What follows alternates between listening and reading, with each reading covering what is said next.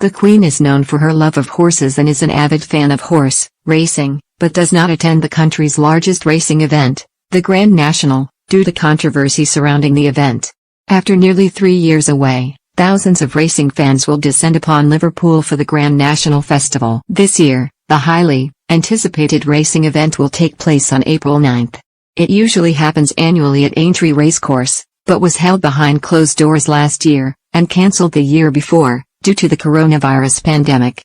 The Grand National race is one of the most famous horse races in the country and is watched by millions around the world, including members of the royal family. It is well known that the Queen is a great lover of horses. She began horseback riding aged just 3 years old, and has passed her passion on to younger generations of the royal family. Extending beyond her own participation in the sport, the Queen is a longtime racehorse owner, and has made millions off of her horses. In June last year, her race manager John Warren told Radio 4 that the Queen reads Racing Post every morning. He said, "Every race that takes place every day of the week, the Queen will certainly read the Racing Post every morning, look at the breeding of all the winners the day before, and see that these stallions that she uses will be potential horses for her own mares." However, despite her love of the sport, she chooses not to attend the Grand National meeting. The Grand National has a relatively high rate of equine deaths and injuries, and has attracted controversy over the years.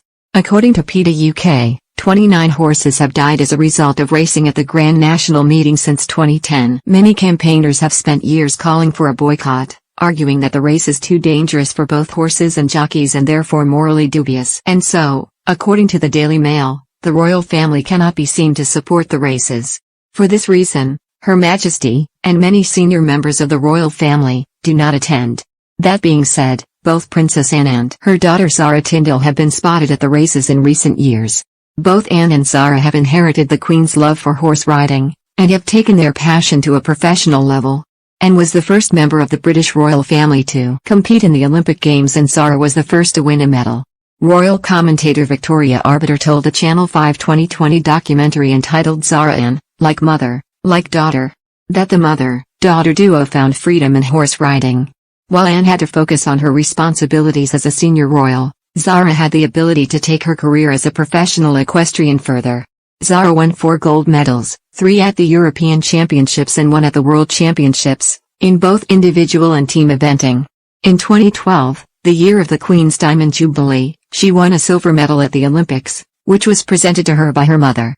Both Anne and Zara have been awarded with the BBC Sports Personality of the Year, in 1971 and 2006, respectively.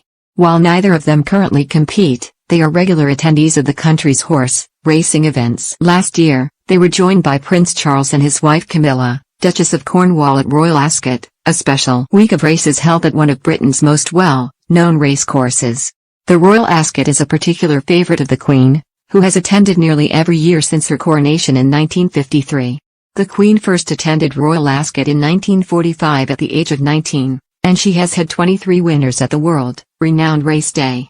Her Majesty delighted fans when she made an appearance at the races later in the week. Her attendance was not guaranteed due to other engagements and coronavirus fears.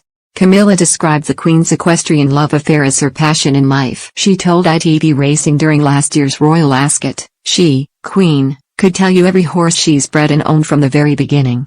She doesn't forget anything. I can hardly remember what I bred a year ago, but she's encyclopedic about her knowledge.